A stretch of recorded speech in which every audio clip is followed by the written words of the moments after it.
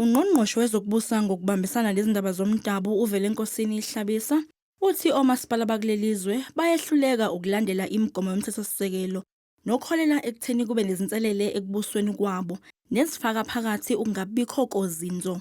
Many municipalities struggle to comply with their constitutional and legislative obligations, eroding public trust and emphasizing the necessity for enhanced governance and accountability mechanism.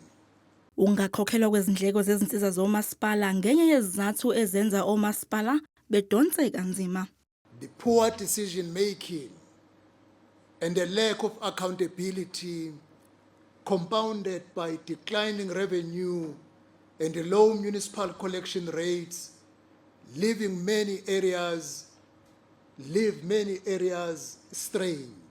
Uhlabisa uphinde wadalula ukuthi inkulu imali uhulumeni ezingeni likazwelonke nelezifundazwe oyikweleta omasipala abakhulu, kanti-ke uthi omasipala bazokhokhelwa le mali, kodwa kusamele kubikelwe ikhabhinethi.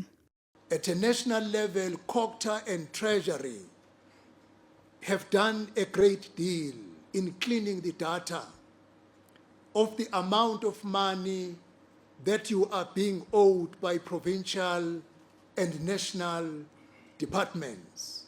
Likhulu iqhaza elibanjwa omasipala abakhulu emnothweni nasekuthuthukeni kwalelizwe.